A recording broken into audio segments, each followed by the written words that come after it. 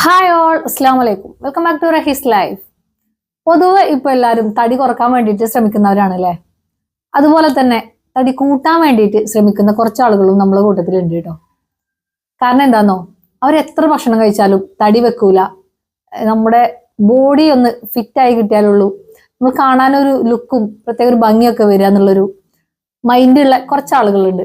അപ്പൊ അവർക്ക് വേണ്ടിയിട്ടുള്ള ചെറിയൊരു ടിപ്പാണ് ഇന്നത്തെ എൻ്റെ വീഡിയോ കേട്ടോ. വീഡിയോ എന്ന് പറഞ്ഞാല് ഒരു ജ്യൂസാണ് നമ്മൾ ഉണ്ടാക്കിയെടുക്കുന്നത്. നട്ട്സും ഡേറ്റ്സും വെച്ചിട്ടുള്ള ഒരു ഡ്രിങ്ക്. അത് നമ്മൾ രാവിലെ ഒരു 11 മണിക്കുള്ളിൽ കഴിക്കുക, അല്ലെങ്കിൽ വൈകുന്നേരത്തെ രാത്രി കഴിക്കുക.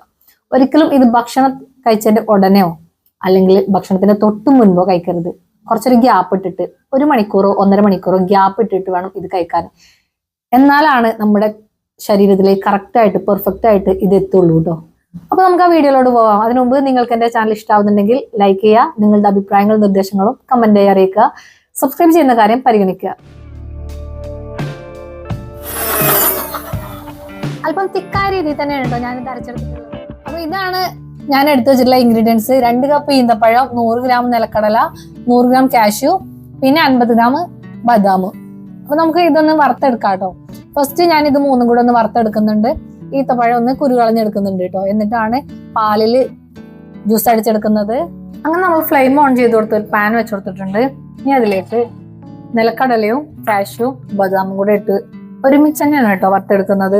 സെപ്പറേറ്റ് ആക്കി വറുത്തെടുക്കുന്നില്ല. പിന്നെ ഇത് ജ്യൂസ് അടിച്ചെടുക്കുന്ന സമയത്ത് ഇതിന്റെ തൊലി കളയുന്നില്ല കേട്ടോ. ഇത് ഇതുപോലെ തന്നെയാണ് നമ്മൾ ജ്യൂസ് അടിച്ചെടുക്കുന്നത്.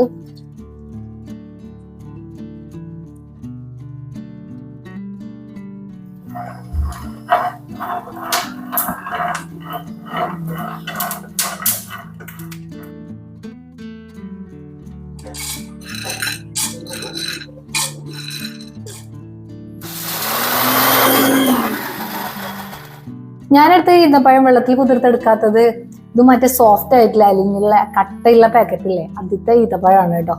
അതുകൊണ്ടാണ് ഞാൻ വെള്ളത്തിൽ കുതിർത്തെടുക്കാതിരുന്നത്. 1/2 ലിറ്റർ പാലാണ് കേട്ടോ ഞാനിപ്പോ ഇത് ഒഴിച്ചു കൊടുക്കുന്നത്. ഇപ്പൊ നമ്മൾ നട്സ് അടിച്ചതിന്റെ ആ സ്മെല്ല് ഒരു രക്ഷയില്ല കേട്ടോ. ബദാമും കാഷ്യൂ നിലക്കടലയും കൂടെ അല്പം തിക്കായ രീതിയിൽ തന്നെയാണ് കേട്ടോ ഞാനിത് അരച്ചെടുത്തിട്ടുള്ളത്. ഇപ്പൊ തടി വെക്കാൻ ആഗ്രഹമുള്ളവർ ഇങ്ങനെയാണ് ഇത് കഴിക്കേണ്ടത്. ഇങ്ങനെ തിക്കായ രീതിയിൽ, ഒരുപാട് ലൂസാക്കിയിട്ടല്ല കേട്ടോ. പിന്നെ സാധാരണ നോർമൽ രീതിയിൽ ഇത് മക്കൾക്കൊക്കെ കൊടുക്കാനാണെങ്കിൽ ഷേക്കിന്റെ പോലെയോ ജ്യൂസിന്റെ പോലെ അല്പം ലൂസാക്കിയിട്ട് തന്നെ നമുക്ക് എടുക്കാം കേട്ടോ.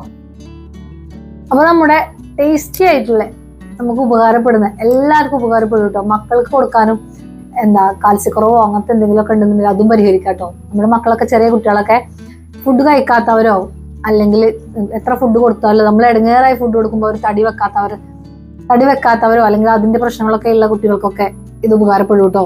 മധുരം ഇഷ്ടപ്പെടുന്ന മക്കളല്ലേ അധികം പേരും. കുറച്ച് കുട്ടികൾ മാത്രമേ ഉള്ളൂ മധുരം ഇഷ്ടപ്പെടാത്തവര്. ആ കുട്ടികളെ വെച്ച് ബാക്കി മധുരം കഴിക്കുന്ന എല്ലാ കുട്ടികളും ഇത് ഇഷ്ടത്തോടെ തന്നെ കഴിക്കും കേട്ടോ. പിന്നെ ഇതിൽ നിന്ന് കാഷ്യൂ വേണമെങ്കിൽ നമുക്ക് ഒഴിവാക്കാം കേട്ടോ. കാഷ്യൂവിന് പകരം നിലക്കടല കുറച്ചും കൂടെ കൂടുതൽ എടുക്കുക. ബദാം എടുക്കുന്നത് ഏറ്റവും നല്ലതാണ്. ബദാം സ്കിപ്പ് ചെയ്യാതിരിക്കാണ് കേട്ടോ ഏറ്റവും ബെറ്റർ ആയിട്ടുള്ളത്. ഇപ്പൊ എന്തെങ്കിലും കയറുന്നുള്ളവർക്ക് മാത്രമാണ് കാഷ്യൂ ഒഴിവാക്കാന്ന് ഞാൻ പറഞ്ഞത്. പിന്നെ ഇത് വറുക്കാതെ ഞാൻ കുറച്ച് ദിവസം കഴിച്ചിട്ടുണ്ടായിരുന്നത്, ഇത് വറുക്കാതെ തലേ ദിവസം രാത്രി വെള്ളത്തിൽ കുതിർത്തെടുത്ത് രാവിലെ അരച്ചിട്ടായിരുന്നു കഴിച്ചിട്ടുണ്ടായിരുന്നത് കേട്ടോ. അങ്ങനെ ആയാലും ബെറ്റർ റിസൾട്ട് ആണ് കേട്ടോ കിട്ടുന്നത്.